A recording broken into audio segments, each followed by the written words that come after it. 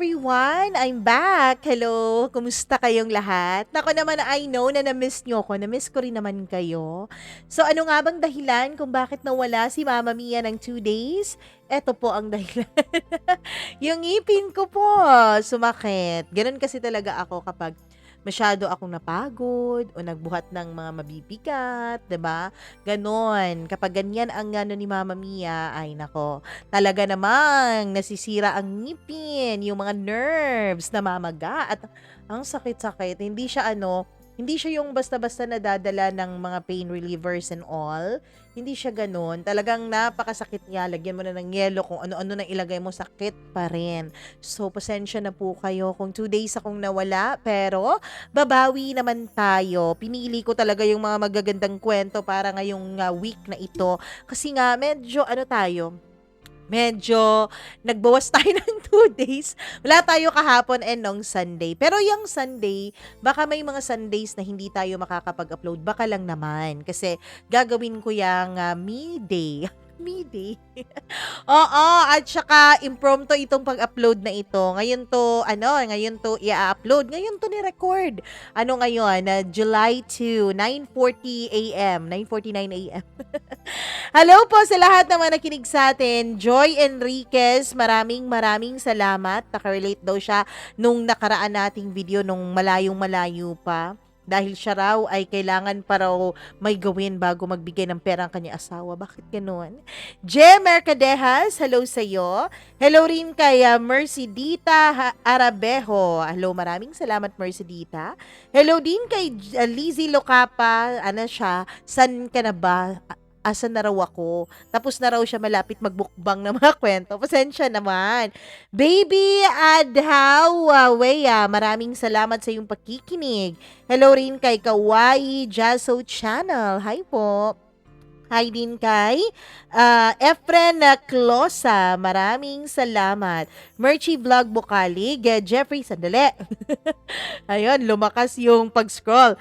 Jeffrey Ingano, maraming salamat sa iyong pakikinig. Hello din kay Edward Ray Odero. Hello po. Ay, maraming salamat. Hello rin kay Wilson Uwano. Tama po ba ang pagkakabanggit ko? Hello sa iyo. Hi kay Jean Gonzalez. Krista Kabaktulan, maraming maraming salamat. Sabi niya kahapon, sana po yung bagong upload, hinihintay ko po. Matagal na raw siyang nagkikinig sa atin, pero hindi raw siya masyadong nagko-comment. Ako, pasensya na talaga, ha? Hi naman kay Emeline Acabo, maraming salamat. Hello rin kay Mark Anthony Fermi. Salamat po. Ang dami ko ng absent kaya mukbang ang peg ko ngayon. O sige, go. Magmukbang ka dyan. Gamit niya raw. Si Irene pala yun. Gamit niya ang account ng husband lover niya. Wow, husband lover. Hi kay Joyce Balite, maraming salamat. Hello rin sa Coffee House 1691. Thank you po. Kate Cat, maraming salamat. Kate Cat, thank you so much. Hello din kay Grace Mirasul, maraming salamat sa iyong pakikinig. Krisa Relia, hello rin kay LV Lapot Aton ng Pamintuan. Maraming salamat. Hi din kay Leonie Hisho. Thank you so much kay Nina Hiso. And birthday niya bukas. Advance happy birthday po. Ayan. Hello rin kay Antonio Villanueva. Maraming maraming salamat. Krisa, maraming thank you. Hello rin kay Nixie Kiha. Kay LG Kadusale, maraming salamat sa iyo LG. Shout out daw from May Kawayan, Bulacan. Hello po sa inyo. Hello din kay Jennifer Ganigan, maraming salamat. Edlin Talampas, Nancy Asperas, Riza Saguran, at maraming maraming salamat po sa lahat ng mga nakikinig sa atin. Wag na nating patagalin dahil alam kong excited na kayong lahat. Bawas-bawasan natin yung intro natin sa mga panahon na ito kasi nga na nagmamadali. Hindi, nami-miss nyo na ang ating mga kwento. Kaya eto na. Atin na pong simulan ang kwentong itatampok natin ngayon dito lamang sa paborito nyong programa, ang Dear Mama Mia.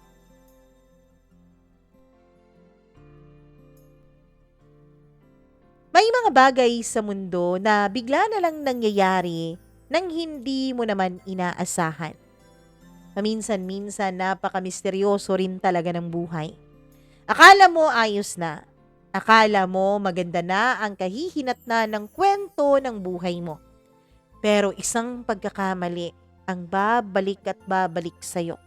Isang pagkakamali na hanggang sa huli ay hinahunting ka pa rin.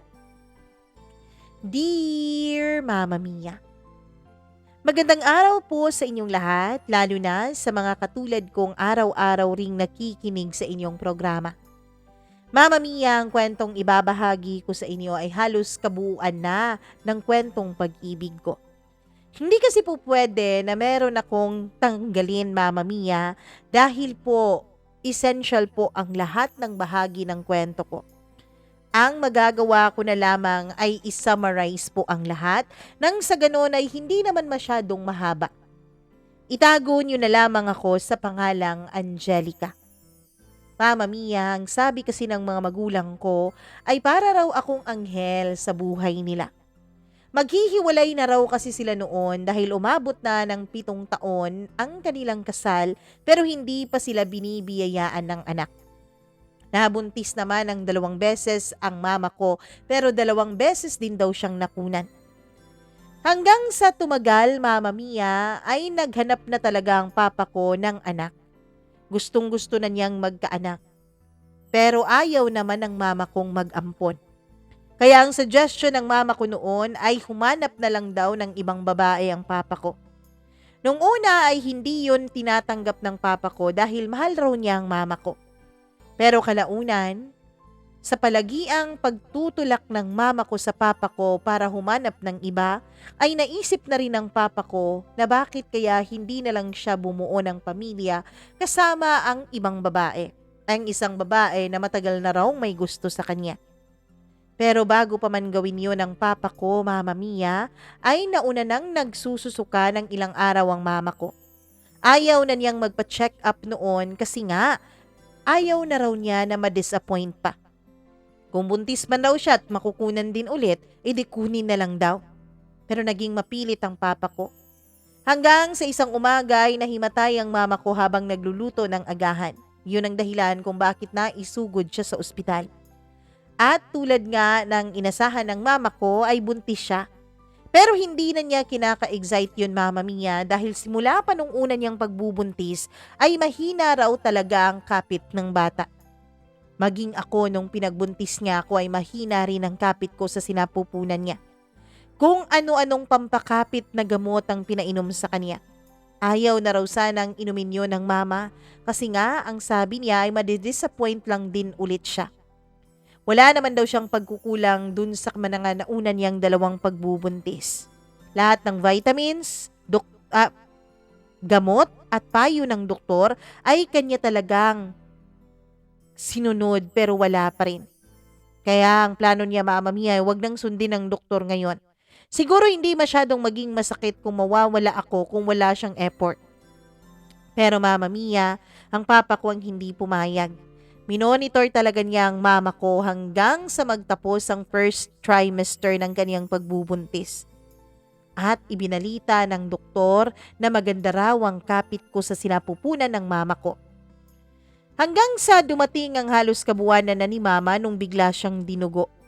Akala nga noon ng mga doktor ay napahamak na ako dahil napaanak nang wala sa oras ang mama ko. Pero buti na lang at ipinanganak akong healthy at maganda raw, Mama Mia. Para raw akong anghel sa kanilang pagsasama dahil sa pagdating ko ay muling nanumbalik ang pagmamahala nila sa isa't isa. At ako nga lang din ang nag-iisang anak, Mama Mia. Itinaguyod ako ng mga magulang ko.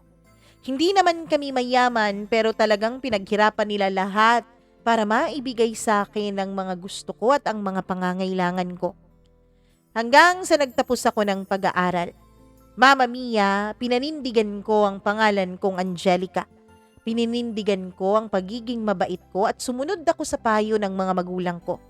Hindi ako nagbo-boyfriend nung nag-aaral pa lamang ako. Liban na lamang nung 1 buwan bago ako graduate ng college. Pinayagan na rin ako sa wakas ng mga magulang ko na magkaroon ng nobyo. At ang una ko pong boyfriend ay si Ramil, Mama Mia. Si Ramil, nakaklase ko mula high school. Kilalang kilala ko na siya at matagal na siyang nanliligaw sa akin, kaya lang hindi ko siya binibigyan ng panahon kasi nga ang gusto ko noon ay magtapos muna ng aking pag-aaral.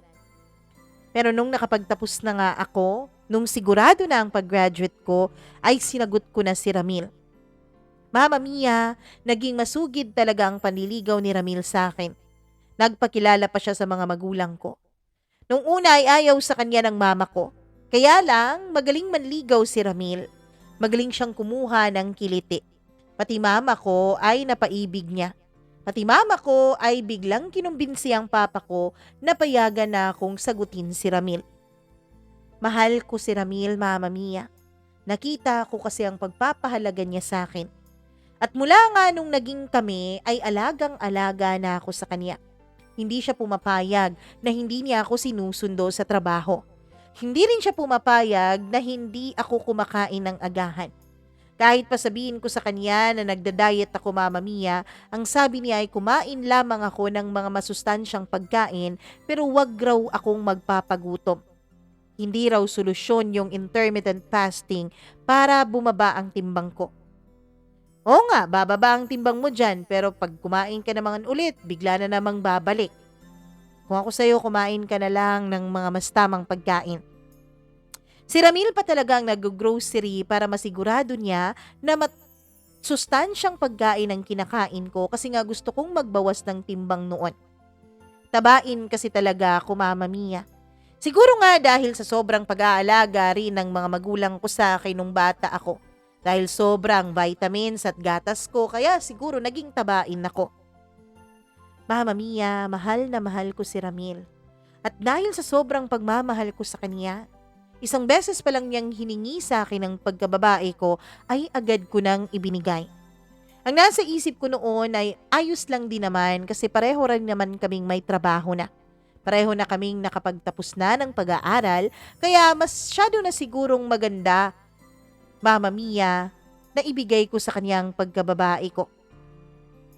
Masaya kami ni Ramil sa unang 3 taon ng aming pagsasama bilang mag-boyfriend.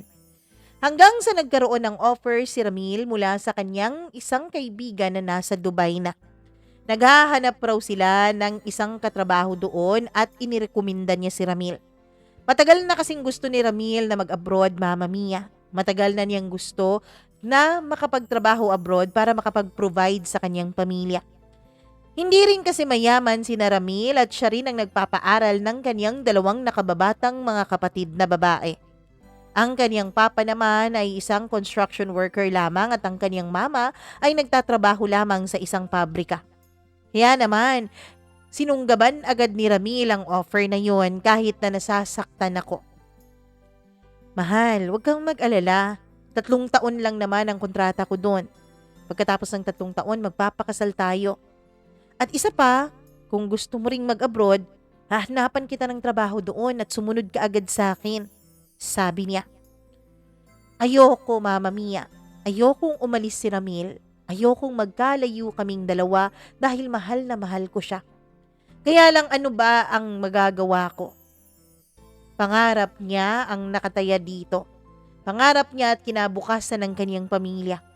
Hindi pa naman niya ako asawa kaya wala pa akong karapatan para pigilan ang kung anumang plano niya sa kanyang buhay. Kaya kahit masakit, kahit mamimiss ko siya, kahit natatakot ako dahil first time kaming magkawalay sa mahabang panahon, ay pinayagan ko pa rin siya. Binigay ko pa rin sa kanyang blessings ko. Hanggang sa makaalis na nga siya papuntang Dubai. Grabe ang naging iyakan namin sa airport noon. Halos ayoko na siyang pakawalan mula sa pagkakayakap ko. At nung nakalipad na nga ang eroplanong sinasakyan niya, ay parang lumipad rin kasama niya ang puso ko. Araw-araw kaming magka-video call noon ni Ramil. Miss na miss ko na siya. Kaya lang, Mama Mia, hindi rin pala sapat ang mga ganoong klaseng pag-uusap. Kahit kung minsan ay naka-on ang cellphone niya habang tulog ako, naka-on ang cellphone ko habang tulog siya at magka-video call kaming 2. Hindi pala sapat yun, Mama Mia, para manatiling faithful sa'yo ang lalaking minamahal mo. May mga lalaki pala talaga, Mama Mia, na mabait, maalaga at faithful lamang kapag katabi kanila, kapag nakikita kanila physically araw-araw. Pero kapag malayo ka sa kanila, maghahanap at maghahanap pa rin ng iba. Ganon siguro talaga, Mama Mia.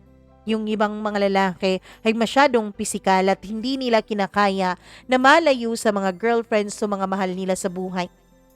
Dahil 10 buwan pa lang mula nung umalis si Ramil ay nararamdaman ko na ang pagbabago ng kanyang ugali.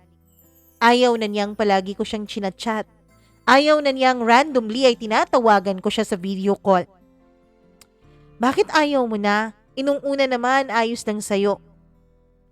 Ano ka ba naman? Nakakahiya dito sa mga ka-boardmates ko. Ako na lang lagi kinakantsawan nila eh. Para raw kitang CCTV? Laging nakabantay? Laging nakabuntot? Ramil na lang. Ramil naman. Ito na nga lang ang communication nating dalawa. Ito na nga lang ang assurance ko na andyan ka pa, mahal mo pa ako. Pwede ba? Mag-mature naman tayo. Please, Angelica. Mama Mia, nasaktan ako dahil indirectly ay sinabi niya sa akin immature ako. Kaya naman ilang araw ko siyang hindi pinansin noon. Mama Mia, iniisip ko noon na siguro susuyuin niya ako. Siguro siyang mauna na mamansin sa akin. Siya ang maunang tumawag. Kaya lang lumipas na ang ilang araw ay hindi pa rin tumatawag si Ramil. Hanggang sa chinek ko ang Facebook niya, Mama Mia. Nau-open ko kasi ang Facebook niya dahil magka-share kaming dalawa ng mga passwords. Pero kahit na nung una pa lang kami naging mag-boyfriend at girlfriend ay nagsishare na kami ng kung ano-anong passwords namin, ay wala namang ni isa sa amin ang nangialam ng kanya-kanya naming mga Facebook o social media accounts. Kaya lang, iba talagang pakiramdam ko noon. Kaya nagawa kong buksan ang kanyang Facebook. At nung binuksan ko yun, Mama Mia, ay malinis naman ang kanyang mga chat. Maging archive ay walang laman.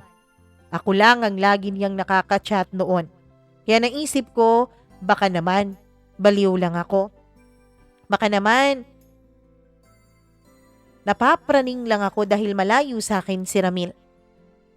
Pero Mama Mia, ewan ko kung paano ako nakarating dun sa mga tag post. Naka-private kasi ang tag ni Ramil. At nung makita ko yung mga tag post ay tinignan ko isa-isa. Meron yung grupo-grupo sila.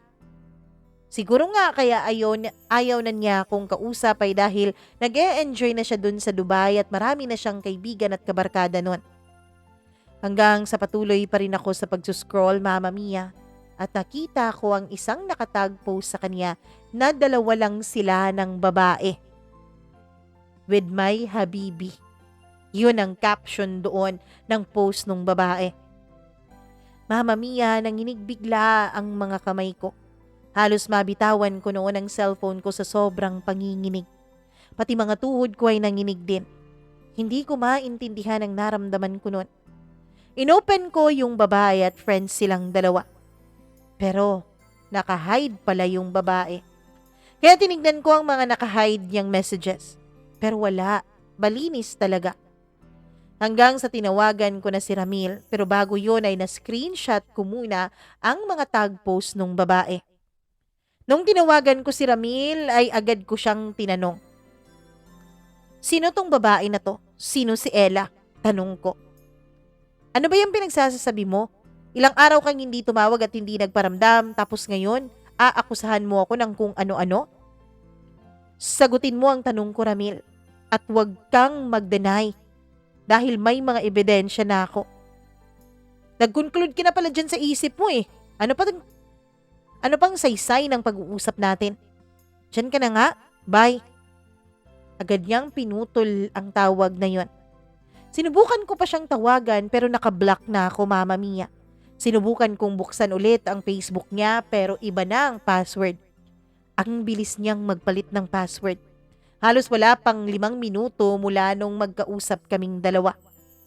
Tinawagan ko rin ang number niya pero cannot be reached niya.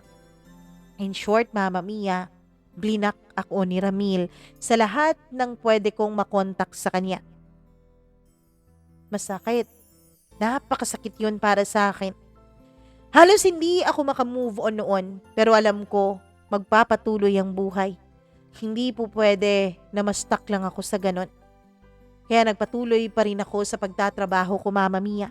Nagpatuloy pa rin ako sa buhay ko kahit na ang totoo ay walang araw at gabi na hindi ko naaalala si Ramil.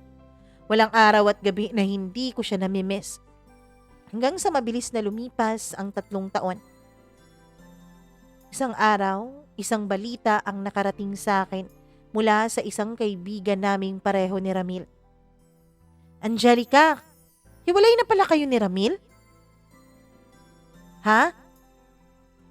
Hindi mo man lang sinabi, ikakasal na pala yung tao. Ano? Ay, hindi mo alam? Ikakasal na si Ramil. Nakarating siya nung 1 buwan ata, kasama yung girlfriend niyang buntis. Mama Mia, pinuntahan ko si Ramil sa bahay nila. Hindi na ako nakapag-isip noon ng maayos. Hindi ko na naiisip na baka mapahiya lang ako. Pinuntahan ko siya dahil gusto ko ng closure. Gusto ko siyang kausapin. Pagdating ko doon ay ang nakaharap ko ay ang mama niya. Tita, andyan po ba si Ramil? Tanong ko. Ramil? Wala. Bakit? Totoo po bang ikakasal na siya? Angelica, si Ramil na lang ang kausapin mo. Sabi ng isa niyang kapatid. Friends naman tayo sa Facebook pero bakit wala kayong sinasabi sa akin? Hindi pa po kami hiwalay ni Ramil. Wala pa pong formal na hiwalayan na nangyayari sa aming dalawa.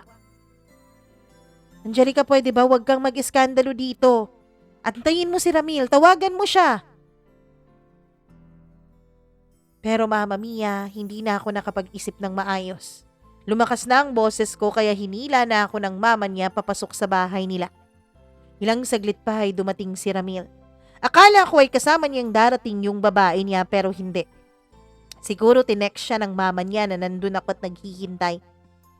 Nung ginagawa mo dito? Tanong niya. Ramil, inantay kita. Pero bakit pagbalik mo may pakakasalan ka ng iba? Hindi pa ba malinaw sa'yo lahat, Angelica? Oo, inaamin ko. Nagkamali ako sa Dubai. Inaamin ko, nagkaroon ako ng karelasyon noon. Pero dahil lang yun sa sobrang pangungulila ko. Pero hindi mo ako binigyan ng pagkakataon na magpaliwanag. Pero Ramil, ikaw ang nang-block sa akin. Sinaisip ko, Angelica, baka hindi talaga tayo para sa isa't isa. Eto na ang closure na hinihingi mo. Ayoko na at ikakasal na ako sa iba. Halos magmakaawa ako noon sa harapan niya, Mama Mia, para wag niyang ituloy ang kasal. Halos desperada na ako noon. At nakiusap ako at sinabi ko pa sa kanya na handa akong tanggapin ang anak niya sa ibang babae. Sustentuhan niya basta balikan niya lang ako. Pero hindi niya ako binalikan. Umalis siya, Mama Mia. At sabi niya dapat daw pagbalik niya ay wala na ako sa bahay nila. Natuloy nga ang kasal ni Ramil. At halos mamatay ako noon dahil sobrang mahal na mahal ko pa rin siya. He was my first. First in everything. Sa lahat ng bagay, Mama Mia, siya ang una ko. Una sa kama, una sa halik, una sa experience. Bilang isang girlfriend.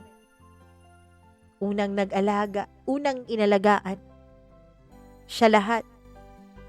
Pero pinagpalit niya lang ako sa iba. Dahil doon ay halos magmukmuk ako. Buti na lang at pinayagan ako ng mama ko na mag-abroad nung sinabi ko sa kanya na susunod ako sa tita ko sa Canada. Sige na, para makapag-move on ka na rin. Sigurado ka bang ayos lang kayo dito ni Papa? Tanong ko. Ayos lang kami, anak. Ang importante sa amin ay maging maligaya ka. Mama Mia, dahil maraming nagsasabi sa akin na mas mapapabilis ang pag-move on ko kapag wala ako sa iisang bansa kung saan kami ni Ramil nag-umpisa, ay pumunta akong Canada. Pumunta ako sa tita ko. Malaki ang naging gastos ko noon at mabuti na lang at meron talaga akong naging ipon. Kaya yun ang nagamit ko para makaalis ako ng bansa at makapuntang Canada. Sa Canada, Mama Mia, inumpisahan ko muli ang buhay ko. Sinabi ko sa sarili ko, Naiiwan ko na lahat ng masasamang alaala namin ni Ramil sa Pilipinas. Hanggang sa Canada ay nakilala ko si Cholo, isang lalaking halos 30 anyos ang tanda sa akin. Pero hindi mo halata sa kanya dahil gwapo siya. Ang sabi niya Mama Mia ay matagal na raw silang hiwalay ng asawa niya. Ang sabi niya ay nagpapaanal na raw sila sa Pilipinas. Kaya naman,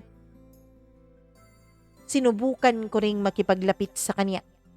Ang sabi ko nun sa sarili ko, kung hindi ako umubra sa mga kaedad ko, baka naman dito kay Cholo ay pwede. Naging makulit si Cholo. Makulit siyang nanliligaw sa akin. Lagi niya akong binibigyan ng kung ano-ano. Lagi niya akong inaalagaan. Mama Mia, hindi rin halata sa kanyang itsura na matandang-matanda na siya sa akin kasi po, alagang-alaga sa gym ang katawan niya. Mas maganda pa nga ang pangangatawan niya kumpara sa ibang mga lalaki. At yung buhok niya naman ay alagang-alaga sa pagdaday, Mama Mia, kaya naman itim na itim pa rin ito. Ang kanyang mukha din ay alaga din sa kung ano-anong mga skincare na sinasabi niya sa akin. Kumbaga, kung titignan mo kami ay para lang nasa 10 o siguro nasa hanggang 20 ang agwat ng edad namin. Nung mga panahon na yon ay halos magsi-50 na siya at ako naman ay nasa 25 years old pa lamang. Mama Mia, ayoko sana noong sagutin si Cholo pero naging makulit siya. Siya rin ang naging sandalan ko sa tuwing magbe-breakdown ako dahil naaalala ko na naman ang sakit na ginawa sa akin ng ex ko. Lagi niya akong pinapangiti. Lagi niya akong inaalagaan.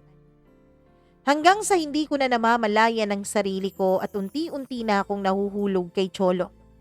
Hanggang sa isang gabi, matapos ang shift namin at papaalis na ako ay inaya niya muna akong kumain kami. Dahil nagugutom na rin ako ay sumama ako sa kanya. Habang kumakain ay panay ang kwento niya sa akin. Mahilig magpatawa si Cholo kaya mabilis niyang nakuha ang loob ko.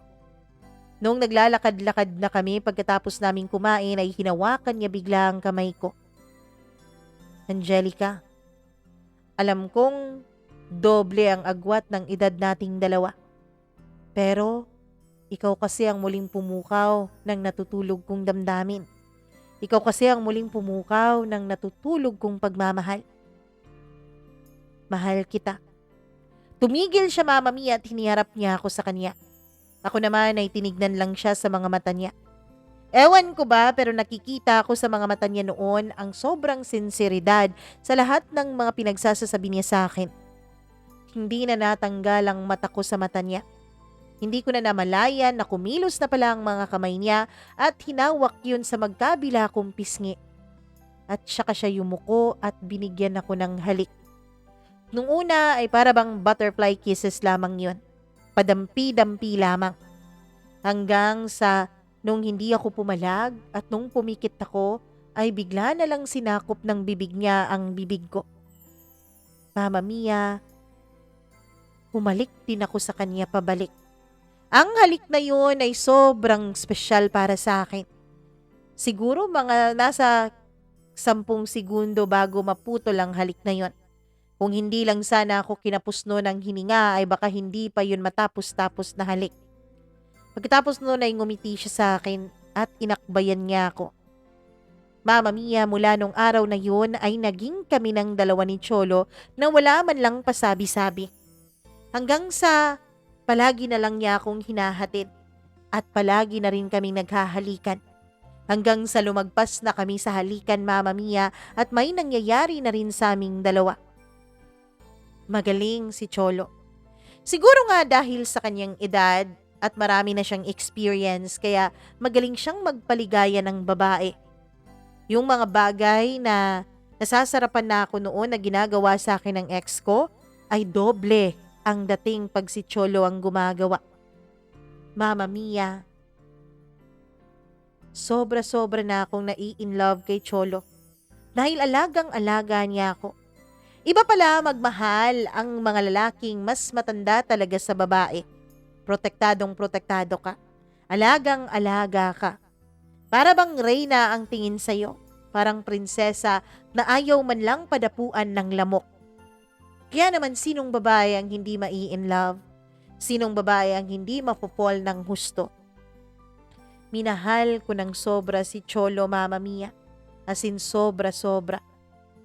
Hanggang sa umabot ng halos 2 taon ang relasyon namin. At nung umabot na nga kami ng halos 2 taon, ang hindi ko namamalayan ay tuluyan na pala akong napasok sa bulsa ni Cholo. Tuluyan pala akong naniwala sa kahit na ano ang sasabihin niya sa akin. Hanggang sa isang araw, may biglang nag-chat sa akin. Hindi ko naman yun agad nakita dahil request message po yun, Mama Mia. Hindi po kasi masyadong public ang aking Facebook account. Sure, may mga mangilan-ngilan na public tulad ng post ko pero yung mga makaka-message sa akin ay yung mga friends ko lamang. Isang araw ay bigla ko na lang naisipan na mag-check kung meron akong mga spam messages o mga message requests. Marami na nga ako message request noon. Mula sa iba't ibang mga tao, mula sa mga schoolmates ko dati. Ewan ko ba kung bakit ganun tayong mga Pinoy? Kapag nalaman natin na yung isa nating kakilala ay nag-abroad ay bigla na lang tayong magiging feeling close. May mga nagme-message na nangungutang at kung ano-ano pa. Hanggang sa isang mensahe ang nakakuha ng atensyon ko, Mama Mia. Isang mensahe mula sa isang babae na sa tansya ko ay halos kasing edad na ng mama ko. Bata ka pa pala. No wonder na nahumaling sa'yo ang asawa ko. Sabi niya, tigilan mo ang asawa ko. Bata ka pa. Makakahanap ka pa ng mas babagay sa'yo. Hindi ko alam kung ano yun, Mama Mia. Pero hindi talaga ako mapakali. Ayoko sanang replyan dahil baka naman nang titrip lamang. Pero nung tinignan ko ang profile account niya, Mama Mia, ay hindi naman siya mukhang poser. Hanggang sa tinignan ko ang kanyang mga larawan. Mama Mia, naramdaman ko na naman ulit yung panginginig na nararamdaman ko noon nung mahuli ko ang ex kong may ibang babae. This time, Mama Mia, ang lalaking akala ko ay makakasama ko na hanggang sa pagtanda ko. Ang lalaking akala ko ay aalagaan ako. Ay siya namang nanloko sa akin. Mama Mia, nasa mga pictures na yon ay magkasama silang dalawa. Yung babaeng yun at si Cholo. May mga pictures din sila noon na may kasamang mga bata. Pero matagal na yun dahil pareho pa silang ang babata nung picture na yun. Hindi ko na tinuloy pang pag-scroll ng kung ano-anong picture sa kanyang Facebook. Blinak ko na siya agad, Mama Mia. Kinabukasan ay agad kong hinila papasok sa isang sulok ng opisina namin si Cholo. Oh, bakit? Namimiss mo na ako agad? 2 araw lang tayong hindi nagkita sabi niya. Magtapat ka nga sa akin. Naghiwalay na ba talaga kayo ng asawa mo? Oo naman. Naghiwalay na kami. On process na nga ang annulment namin sabi niya. Sigurado ka dyan? Oo, bakit naman? Bakit mo naman naitanong yan? Pabigla-bigla ka? Wala.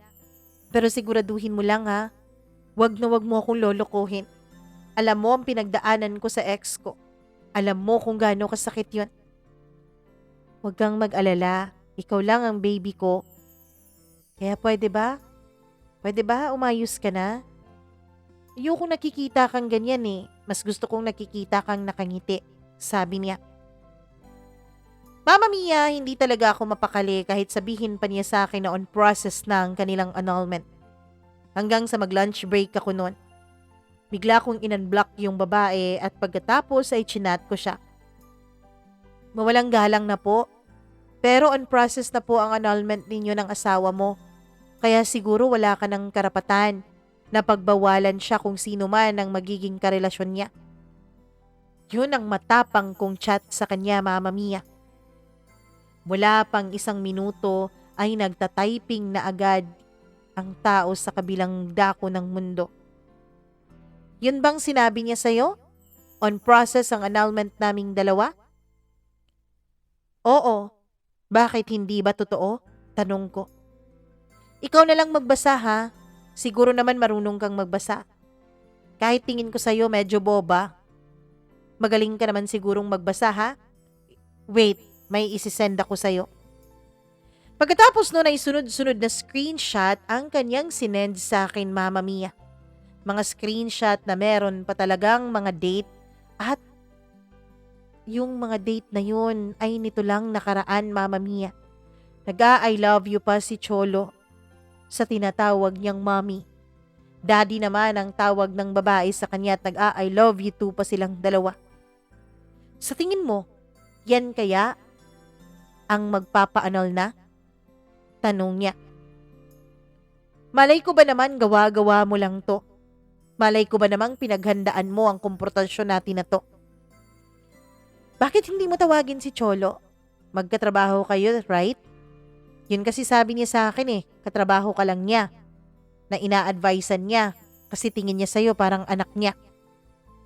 Halos maduwal ako nung mabasa ko yung parang anak niya. Ano sabi niya sa asawa niya? Parang anak niya ako?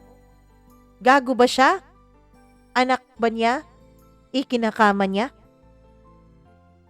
Nanggagaliiti ako noon nung bigla akong matanaw si Cholo na papunta na sa opisina niya. Tinawag ko siya. Mama Mia, lumabas muna kami. Sabi ko, samahan niya muna akong mag-lunch. Okay, sige.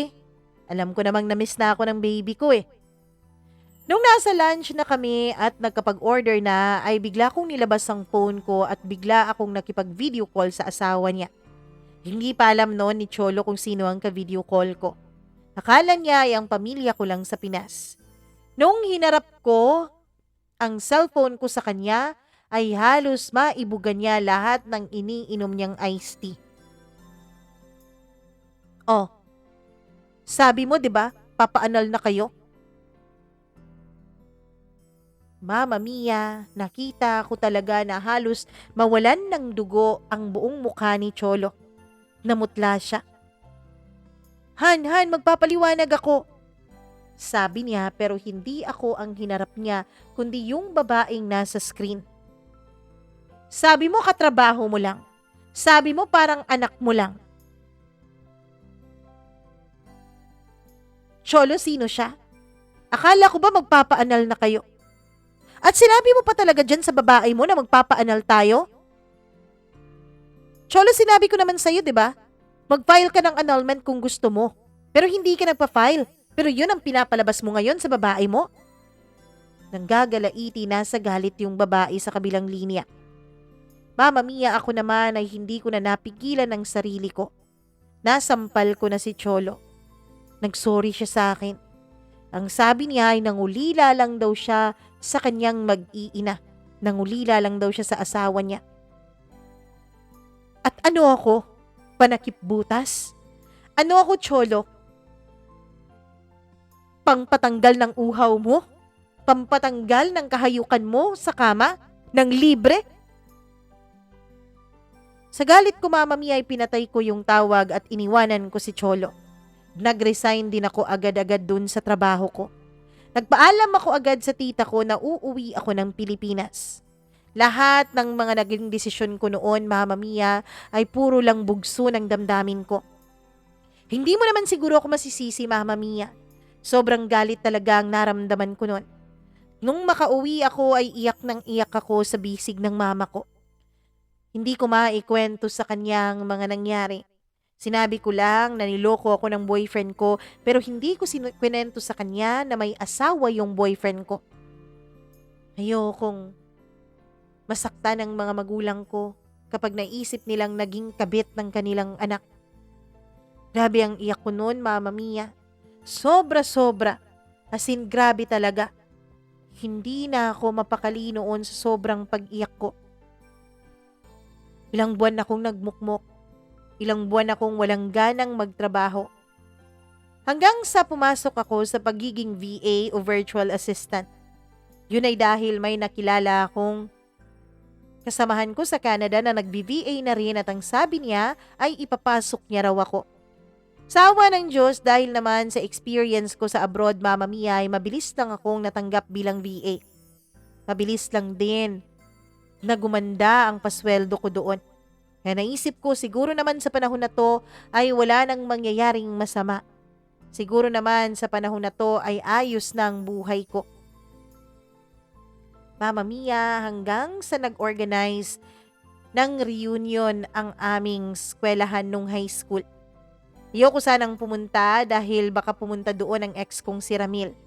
Pero sabi nila hindi raw makakapunta si Ramil dahil nasa Dubai daw ito kasama ang pamilya niya. Kaya pumunta ako. At hindi ko alam, Mama Mia, dito ko pala makikilala ang pangatlong lalaki sa buhay ko. Pinsan po siya ng isa kong schoolmate dati. Isinama siya bilang date dahil hindi raw dumating ang boyfriend nito. Mama Mia, nagkakilala kaming dalawa doon. Pinakilala naman kami ng kaklase ko. Alam mo, bagay kayong dalawa. Pareho kayong maraming pinagdadaanan sa buhay eh. Sabi niya habang nagbibiro pa. Ano bang pinagdadaanan sa buhay yung sinasabi mo, friend? Sabi ko naman. Huwag ka na ngang mag-deny. Justin, alam mo ba, itong friend kong si Angelica, mabait to, maganda pa, matalino pa. Pero ewan ko ba bakit niloloko ng mga lalaki. 2 beses pa yan nagmahal, pero lahat ng minahal niya pinagpalit siya sa iba. Talaga ba? Alam mo, bulag lang siguro yung mga lalaking yun. Hindi nakikita ang tunay mong halaga, sabi niya. Huwag mo na nga akong bula-bulahin dyan. Nadala na ako sa mga ganyan. Hindi na ako tatablan yan, sabi ko. Buong reunion, kahit sila ng kaklase ko ang magka-date, Mama Mia, at silang magpinsan ay ako ang palagi niyang sinusundan. Hanggang sa hiningi na nga niya ang cellphone number ko. Nung una ay ayoko pang ibigay. Pero sabi ko, wala rin namang harm kung ibibigay ko. Pwede naman akong maglaro. Total naman, pinaglaruan ako ng mga lalaki, 'di ba? Bakit hindi ko ibalik sa kanila ang paglalarong ginawa ko? Mama Mia, hanggang sa hindi ko na nga napigilan ang sarili ko. Nung dumediskarte na sa akin si Justin, ay pumapayag na rin ako, Mama Mia. Pumapayag na rin ako makipag-flirt sa kanya. Pumapayag na rin akong pumatol sa kanyang mga pinagsasasabi at kanyang panlalandi sa akin. Hanggang sa ang landiang yun ay nauwi sa pisikal. Hanggang sa ang landian yun ay nauwi sa kama. Oo, Mama Mia. Kahit hindi pa kami ni Justin at wala pa kaming formal na usapan tungkol sa relasyon namin, ay pumayag akong magpagalaw sa kanya. Wala rin namang magbabago. May mga lalaki na rin naman nakatikim sa akin.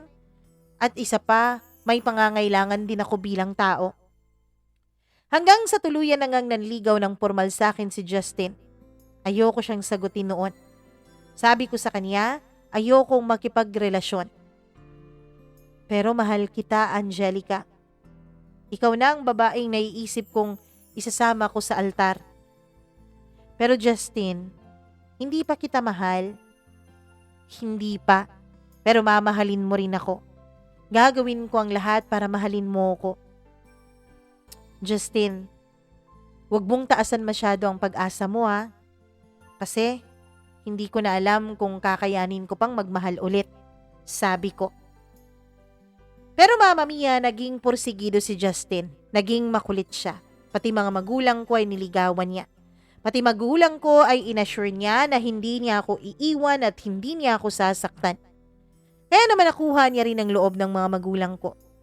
At pagkatapos ng ilang buwan na kanyang panliligaw, araw-araw sa bahay namin, araw-araw magdadala ng kung ano-ano at manliligaw pati sa parents ko, ay tinanggap ko na rin sa wakas ang kanyang pag-ibig.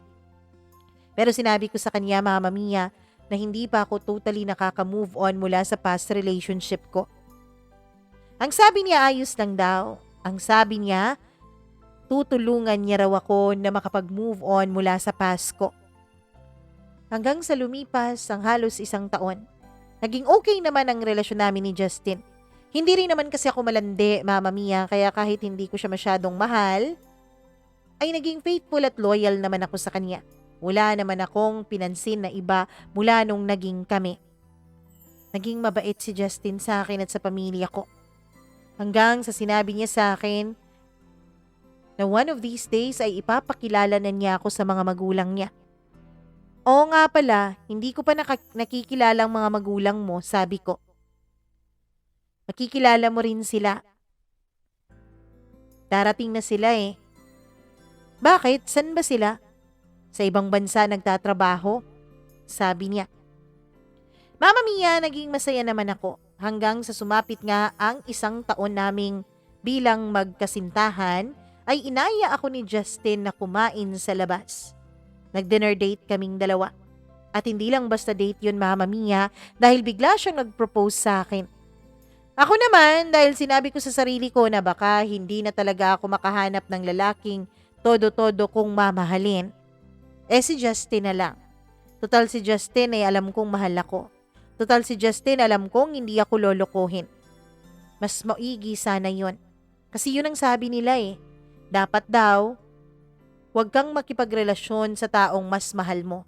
Dapat mas mahal ka raw ng boyfriend mo. Dapat mas mahal ka raw ng karelasyon mo para nang sa ganon ay hindi ka magiging kawawa sa huli. Hindi ka lolokohin. Kaya nung nag-propose si Justin, kahit na ang totoo, Mama Mia, ay kulang pa rin ang pagmamahal na nararamdaman ko para sa kanya, ay umoo pa rin ako. Matututunan ko rin naman siguro siyang mahalin. Masayang masaya si Justin nung umoo ako. Mama Mia, hanggang sa dumating ang gabi na ipapakilala na niya ako sa mga magulang niya. May party sa amin. Kasi dumating ang mga magulang ko eh. Kaya punta ka ha. Pagdating ko doon ay nandun ang mga magulang niya. Pinakilala nila ako at tinanggap naman nila ako. Masayang masaya ako, Mama Mia. Hanggang sa nagsidatingan na ang mga bisita. Hanggang sa nagulat na lang ako. Isang pamilyar na lalaki ang pumasok sa loob ng gate ni na Justin. Halos hindi ako mapakali noon. Lalo pa nung biglang lumapit si Justin sa kanya at nagmano. Tito Cholo, buti naman at nakarating kayo. Nasaan po si tita? Ayan, kasunod na. May kinuha lang sa kotse. Mama Mia, nung biglang magtama ang tingin naming dalawa ni Cholo sa isa't isa, ay nakita kong kinabahan siya. Ako naman ay hindi ko maipaliwanag ang nararamdaman ko noon. Parang gusto ko na lang na lamunin ako ng lupa. Parang gusto ko na lang na maglaho. Bago pa man ako makatalikod ay bigla na akong tinawag ni Justin. Babe, Angelica, halika muna. Papakilala kita sa paborito kong tito. Sabi niya. Tito, si Angelica, fiancé ko. Angelica, paborito kong tito. Si Tito Cholo. Mama Mia, halos manginig ang kamay ko nung abutin ko ang kamay na inilahad sa akin ni Cholo. Pagkatapos niya akong kamayan ay hindi ko na malayan na pinisil niya pala ang kamay ko. Parang may ibig siyang sabihin. Pero binawi ko agad ang kamay ko. Tumalikod ako kaagad at pumunta ako kaagad ng kusina dahil natatakot ako na baka makita kami ng asawa niya. Mama Mia, doon ako sa kusina at tumatambay ako doon at nakikipag-usap sa mga katulong. Alam mo, ma'am, tama nga talaga ang sabi ni Sir. Napakabait mo. Kasi ikaw lang sa mga bisita dito ang pumapansin sa amin. Sabi ng mga katulong. Bakit ayaw niyo pong makihalubilo dun sa labas? Balita ko kumpleto ng mga kamag-anak ni na Sir eh. Para kasi itong welcome party sa mga magulang niya. Sabi naman ng isa. Susunod lang ako. Bigla akong nahilo eh. Ang hindi ko alam, Mama Mia, ay tinawag pala ng isang katulong si Justin para sabihin na bigla akong nahilo. Pinuntahan ako ni Justin. Ayos ka lang ba? Tanong niya. Hindi eh. Sige, iuuwi na lang kita. Teka, ipagpapaalam muna kita. Pwede bang dito na lang ako, Justin? Ikaw na lang magpaalam for me, please? Sabi ko. Okay, sige. Ginawa ko yun, Mama Mia, para nang sa ganoon ay hindi kami magkita ng tita niya na asawa ni Cholo. Pero kahit pala nung iwas ko, nung papalabas na kami ay bigla namang lumabas mula sa banyo ang tita ni Cholo, ang tita ni Justin na asawa ni Cholo, at nagkasalubong pa talaga kami. Teka, eto na ba yung fiancé mo, Justin? Tanong niya. Opo, tita. Just, babes, Angelica, tita ko nga pala. Siya yung asawa ni Tito Cholo. Bago pa matapos sabihin ni Justin ang kanyang gustong sabihin, ay bigla na lang pinutol ng tita niya ang sasabihin nito. Parang pamilyar ka sa akin. Ano nga ulit pangalan niya, Justin? Angelica po. Angelica? Ikaw yung Angelica na naging kabit ni Cholo? Masyadong malakas ang boses niya, Mama Mia, na halos narinig ng ibang mga taong malapit sa amin. Bo, ano po bang pinagsasasabi niyo, tita? Naalala mo ba nung muntik kaming maghiwalay ng tito mo? Nung nasa Canada siya? Naalala mo ba nung umiyak pa ako sa harap ng nanay mo dahil may ibang babae ang tito mo? Etong malanding to ang babae ng tito mo. Mama Mia, halos mahimatay ako nun. Kung sana lang talaga ay marunong akong maghimatay-himatayan. Kung sana lang talaga hinamatay na lang ako. Dahil sa masyadong naging malakas na ang boses ng tita ni Cholo, ng tita ni Justin, ay biglang lumapit sa amin si Cholo. Kasunod pa ang iba nilang mga kamag-anak. Anong nangyayari dito? Tanong ng papa ni Justin. Jan, itanong mo dyan sa anak mo at sa malanding fiancé niya. Che, wag mo namang bastusin ang fiancé ng anak ko, sabi ng mama ni Justin. At bakit hindi ko siya babastusin kung siya ang unang bumastos sa akin at sa pamilya natin? Ano bang pinagsasasabi mo? Etong babaeng to, eto lang naman, yung naging kabit ni Cholo sa Canada. Hindi ko na gustong marinig ang mga sasabihin pa nila, Mama Mia. Kaya naman,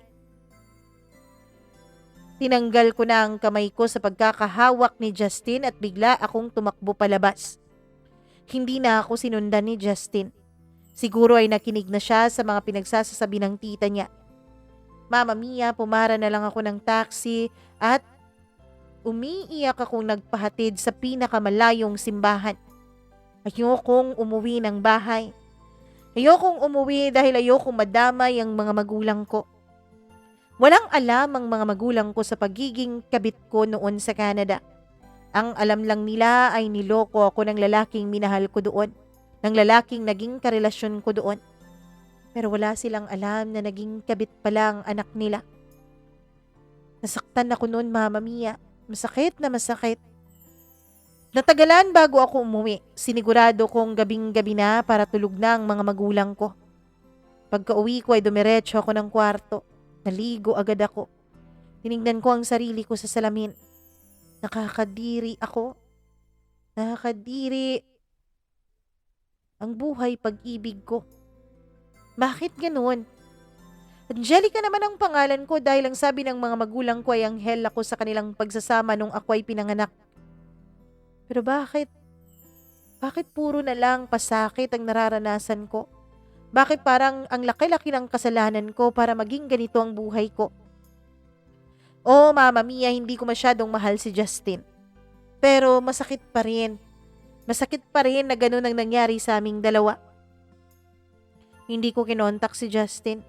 Hindi rin naman niya ako kinontak.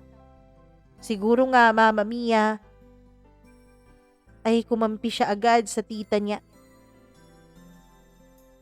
Hanggang sa matapos ang 2 linggo, ay biglang dumating si Justin sa bahay. Nagpaalam siya sa mga magulang ko na ititreat daw niya ako sa labas. Wala pang alam noon ang mga magulang ko na hindi natuloy ang kasal namin ni Justin. Wala pa silang alam tungkol sa tunay na nangyari. Hanggang sa dumating kami sa Tagaytay, Sa isang liblib na restaurant, Mama Mia, at walang masyadong tao. Pasensya ka na kung natagalan ako bago ka kausapin. Gusto ko munang iproseso ang lahat, sabi niya. Alam ko na may nakarelasyon ka sa Canada. Alam kong sinaktan ka nito. Alam kong niloko ka. Pero ang alam ko, pinagpalit ka sa iba eh. Hindi mo naman sinabi sa akin ang tunay na dahilan. Bakit ka nandito? Bakit mo ako dinala dito? Gusto mo bang marinig ang side ko? Oo. Gusto kong marinig ang bersyon mo, sabi niya. Sasabihin ko ang bersyon ko ng kwento pero hindi ko ini-expect na maniniwala ka sa akin. Hindi ko aasahan na ako ang paniwalaan mo. Hindi ko aasahan na wala ka pang desisyong nabubuo dyan sa utak mo. Pero sige, para sa peace of mind mo at sa peace of mind ng lahat, sasabihin ko sa iyo ang bersyon ko ng storya. Niloko ako ni Cholo. Oo, alam ko noon na may asawa siya. Pero ang akala ko ay makikipag-annulment na siya. Dahil yun ang sinabi niya sa akin. Magpa-file na raw siya ng annulment. Hindi niya sinabi sa akin na hindi pala at wala pala siyang balak na gawin yun. Ibig mong sabihin, ang tito ko ang nanloko sa'yo? Bakit hindi mo alam? Bakit hindi mo alam na may asawa siya? Kasi tanga ako, Justin. Tanga ako at naniwala lang ako sa mga sinasabi sa akin ng mga taong mahal ko. Hindi ko na inuusisa kung tama ba o mali ang mga pinagsasasabi nila. Tangang-tanga ako sa sarili ko, Justin. Ayos na ba? Mahal na mahal kita. Mahal na mahal kita, Angelica. Pakakasalan pa rin kita, sabi niya. Wag, Justin.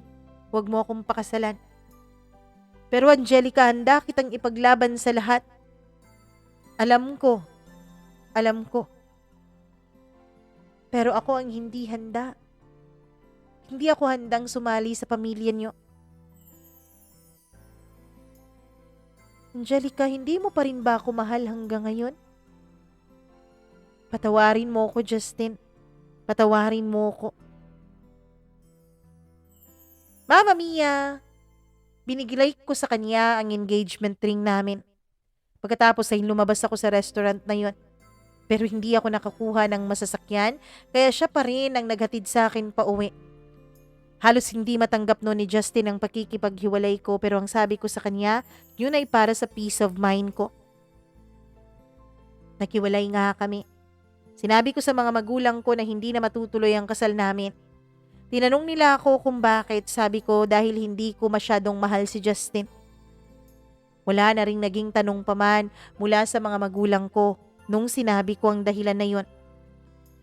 Mama Mia, akala ko tuluyan ng magiging tahimik ang mundo ko. Akala ko tuluyan ng magiging tahimik ang buhay ko. Pero hindi pa rin pala. Isang buwan lang o wala pang isang buwan matapos ang paghihiwalay namin ni Justin ay kumalat po ang mukha ko sa social media, lalo na sa Facebook. Ipinost pala ako ng asawa ni Cholo. Ipinost kaming dalawa. At ako talaga ipinost niya doon, Mama Mia, na tinuhog ko ang magtito na sinadya kong patulan si Justin dahil hiniwalayan ako ng asawa niya. Mama Mia, sobrang galit na galit ako noon, lalo pa nung makita ito ng mama ko at siyang naging dahilan kung bakit muntik na siyang mawala sa amin. Inatake sa sakit sa puso ang mama ko. Buti na lang at naagapan. Buti na lang at hindi niya yun ikinamatay. Sa sobrang galit ko, Mama Mia, ay pinuntahan ko si Justin. Sinabi ko sa kanya na pigilan ng tita niya. Pero wala naman silang nagawa. Hindi nila napigilan ng tita niya at palagi pa rin itong nagpo-post ng kung ano-ano sa social media. Hanggang sa kinontak ko na si Cholo. Sabi ko sa kanya, tigilan na ako ng asawa niya. Pero mukhang walang magagawa si Cholo. Mama Mia, sa sobrang galit ko sa asawa niya, nung magkita kami ni Cholo ay bigla ko siyang hinalikan. Hinalikan ng madiin. Alam kong mahilig sa ganoon si Cholo. Kaya nga niya ako kinabit, 'di ba? Kasi mahilig siya sa kama. Sa sobrang galit ko, Mama Mia, ay nakipag-check-in ako kay Cholo. Paulit-ulit. Pakiramdam ko, paninindigan ko na lang ang pinost niyang kabit ako. Kasi paulit-ulit na lang eh. Humingi naman na ako ng sorry. At sinabi ko naman na sa kanya at sa kanilang lahat na hindi ko alam na kabit ako. Pero hindi sila naniwala. Ako lang ang sinisisi nila. At para bang si Cholo ay pwede nang makalabas sa iskandalo ng ganun-ganun lang. Bakit ang unfair, Mama Mia? Bakit napakadali para sa mga Pilipino na tanggapin pag lalaki ang nangaliwa? Bakit kapag nangabit yung lalaki, yung babae talagang masisira? Bakit hindi nadadamay yung lalaki? Kung nadadamay man sila, ay konting panahon lamang. Halos wala pang isang buwan ay makaka-move on na ang mga tao mula sa kanila. Pero sa ating mga babae, parang naging asawa na tayo ni Satanas kapag ginawa natin ang bagay na yon. Oo, Mama Mia, pinagpatuloy namin ang lihim naming pagkikita ni Cholo. Oo, pinanindigan ko ang pagiging kabit ko. Hanggang ngayon. Oo, Mama Mia, alam kong mali. Oo, alam kong kasuka-suka, lalo na sa paningin ng iba. Pero wala rin namang magbabago, hindi ba? Kung hindi ko papatulan na si Cholo, kabit pa rin ang tingin sa akin ng mga tao. Lalo pat hindi pa rin tumitigil sa pagpo-post yung asawa niya. Ang sabi ng mga magulang ko ay kasuhan ko ang asawa niya. Pero hindi ko na ginawa, Mama Mia. Pwede ko naman talaga siyang kasuhan ng cyberbullying. Pero alam kong makakasuhan din niya ako kung tutuusin. Dahil naging kabit nga ako ng asawa niya. Kaya eto na lang ang ganti ko sa kanya, Mama Mia. Hahayaan ko siyang mag-post ng kung ano-ano. Bahala siya sa buhay niya. Pero bawat post niya ay isang gabi na kasama ko ang asawa niya. Bawat like at comment sa post niya ay isang halik at isang pagniniig naming dalawa ni Cholo. Oh, Mama Mia. Angelica ang pangalan ko pero ang ginagawa ko ngayon ay hindi na pang-anghel. Bakit naman gagawa ako ng pang-anghel na mga gawain lahat naman ang pinaranas sa akin ng mundo ay parang puro na lang ako may kasalanan.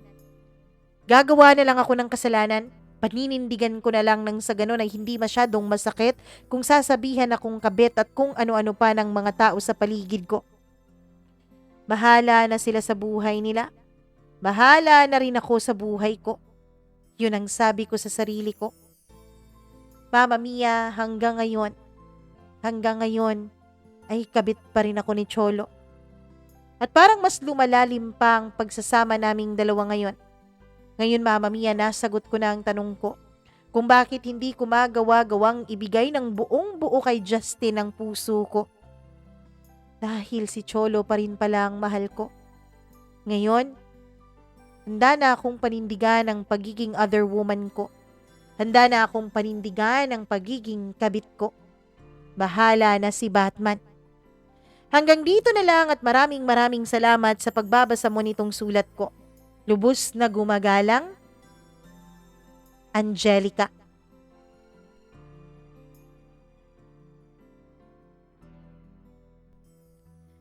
Grabe naman yung kwento mo, Angelica. Sabi mo, paninindigan mo na lang para hindi ka masaktan. Paninindigan mo na lang yung mga sinasabi ng iba para hindi ka na mag-isip pa kung anong ginawa mo kasi alam mo nang may ginagawa kang masama. Yun ang sabi mo. Pero para sa akin, kasi nag-share ka ng story mo dito sa ating programa, so pwede naman 'di ba na mag-comment ako ng ng sarili kong opinyon tungkol sa iyong nararanasan. O masakit talagang mapagbintangan. May mga taong ganyan eh. Pagbintangan mo lang ng konti ng bagay na hindi nila ginawa, ay gagawin na lang talaga nila. Para nang sa ganun ay matapos na ang paghihinala. Parang ganun. Pero para sa akin, hindi naman tayo dapat Parang idinidepende yung kwenta natin, yung worth natin bilang isang tao, bilang isang babae, sa sinasabi ng iba. Dapat tayo ang mas nakakaalam ng worth natin. Dapat mas mahalaga kung anong tingin sa atin ng Panginoon kaysa sa kung anong tingin sa atin ng ibang tao. Di ba dapat mas mahalaga yon? Pero bilang tao, hindi ko rin naman masisisi si Angelica kung bakit ganun ang naiisip niya. Kasi bilang tao, hinahangad natin, kinikrave natin na natanggapin tayo ng iba, na mahalin tayo ng iba.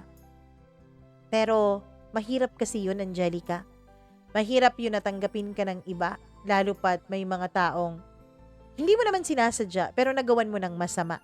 Oo naman talaga, nagawan mo siya ng masama.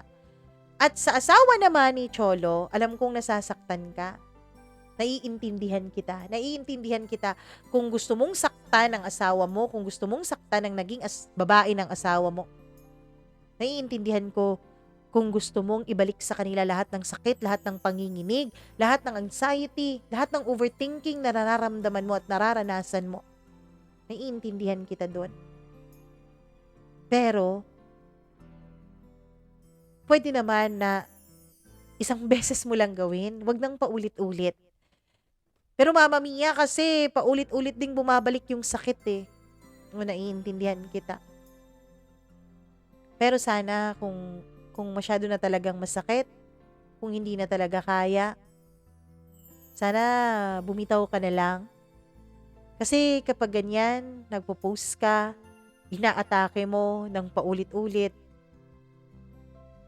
wala rin namang mangyayari Oo, sa tingin mo nakaganti ka, pero at the end of the day, masasaktan at masasaktan ka pa rin. Lalo na kapag nalaman mong sila pa rin hanggang ngayon at pinanindigan nila yung mga post mo sa Facebook, mas masasaktan ka talaga dun. So kung ako sa'yo, piliin mo rin yung worth mo. Iwan mo na yung manloloko mong asawa. Iwan mo na yan si Cholo. Oo, medyo matanda ka na. Kasi nga, malaki ang agwat ng edad ninyo ni Angelica kung nanonood ka man ngayon. Pero hindi naman ibig sabihin nun natatapos na ang buhay mo. Buhay ka pa. Pwede ka pang mag-enjoy sa buhay mo, sa mga natitirang sandali mo sa mundo. Iwanan mo na yung asawa mo. Bigay mo na yan kay Angelica. Charot lang. Angelica, sana matauhan ka na, ha? Alam ko, oo, hindi mo na lang yan ginagawa dahil sa paghigante. Siguro dahil mahal mo na talaga yung si Cholo na yan. Kung talagang mahal mo na si Cholo, hindi nyo na talaga kayang iwasan ng isa't isa, i-convince mo na siyang makipag-annulment, 'di ba? Kung talagang mahal niyo ang isa't isa, wag yung paulit-ulit yung niloloko yung asawa niya, kawawa naman. Hindi naman niya siguro deserve na paulit-ulit na lokohin. Habang may nangyayari sa inyong dalawa sa ibabaw ng kama, yung asawa niya iyak ng iyak, grabe yung overthinking, 'di ba? Naniniwala ako, Angelica, sa karma, kaya please, tigilan nyo na yan, o kung hindi mo nyo man talaga matigilan, mag-file ng annulment yung lalaki. Okay? Maraming salamat, Angelica, sa pag-share mo ng storya ng iyong buhay dito sa ating programa. Kung ikaw na nakikinig ngayon sa kwento ni Angelica, kung nagustuhan mo to, nainis ka dito, share mo para marami din tayong mainis sa kanyang kwento. Charot lang.